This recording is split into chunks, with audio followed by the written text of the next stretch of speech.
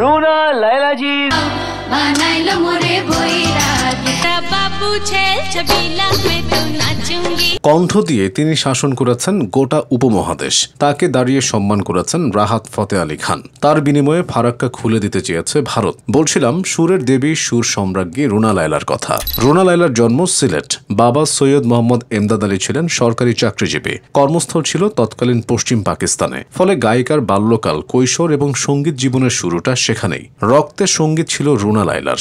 মা অনিতা সেন ওরফে আমেনা লায়লা ছিলেন সঙ্গীত শিল্পী। মামা সুবীর সেন ছিলেন ভারতের প্রখ্যাত গায়ক। সঙ্গীতের সাথে তার উঠবস ছোটবেলা থেকেই। বড় বোন দিনা লায়লাকে গান শেখাতে আসতেন শিক্ষক। ছোট্ট রুনাও গুটি গুটি পায়ে গিয়ে বোনের পাশে বসতেন হারমোনিয়াম নিয়ে, তুলতেন সারগাম। তাই দেখে শিক্ষক বাবা মাকে পরামর্শ দেন রুনা লায়লাকে গান শেখানোর। এভাবেই সঙ্গীত জীবনের শুরু হয় রুনা লায়লার। পেশাদার শিল্পী হিসেবে তার পথ চলা শুরু কৈশোরে। তবে বয়স যখন মাত্র 6 তখন নিজেকে প্রথম প্রমাণ করেন। বড় বোন দিনা লায়লা তখন পুরো দস্তুর শিল্পী।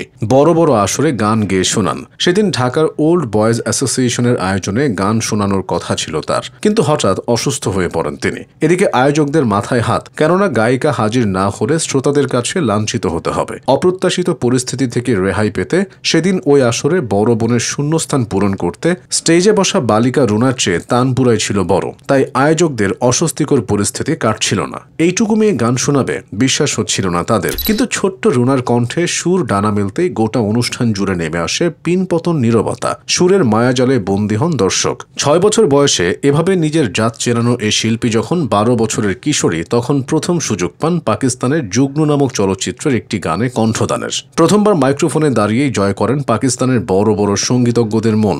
আর পেছনে তাকাতে হয়নি। একের পর এক গানে কণ্ঠ দিতে থাকেন তিনি। আস্তে আস্তে পশ্চিম পাকিস্তানে জনপ্রিয় কণ্ঠশিল্পীতে পরিণত হন। ততদিনে পাকিস্তান ভেঙে গেছে। পূর্ব পাকিস্তান স্বাধীনতা লাভ করে নাম নিয়েছে বাংলাদেশ। রুনা লায়লাকে পেয়ে বসে নারীর টান। পাকিস্তানের পাট চুকিয়ে বাংলাদেশে ফিরতে তিনি প্রস্তুত। ততদিনে জনপ্রিয়তার মধ্য গগনে গায়িকা। তিনি পাকিস্তান ছেড়ে বাংলাদেশে যান। খোদ পাকিস্তান সরকারও চাচ্ছিল না তা। কিন্তু রুনা থাকেননি। জনপ্রিয়তা, ক্যারিয়ার সব পেছনে ফেলে চলে আসেন বাংলাদেশে। ফিরেই নিয়মিত হন গানে। শুরুটা হয় পরিচালক সত্য সাহার সিনেমার গানে কণ্ঠ দেওয়ার মাধ্যমে। পশ্চিম পাকিস্তানের মতো পূর্ব পাকিস্তানেও জয় করে নেন শ্রোতাদের মন। এর পরের গল্প ছিল শুধুই জয়ের। দমাদম মাস্কালান্দার থেকে ওকি গারিয়াল ভাই সর্বত্র এক অপার মুগ্ধতা ছড়িয়ে গিয়েছেন এই গায়িকা। আর এই মুগ্ধতাই তাকে নিয়ে গিয়েছে সাফল্যের এতটা উঁচুতে, যেখানে শুধুই তিনি। বাকিদের সৌভাগ্য হয়নি এতটা উঁচু ছুঁয়ে দেখার। কণ্ঠ দিয়ে শাসন করেছেন গোটা উপমহাদেশ। তার গান শুনে তীব্র সমালোচকও বনে গেছেন তার ভক্ত।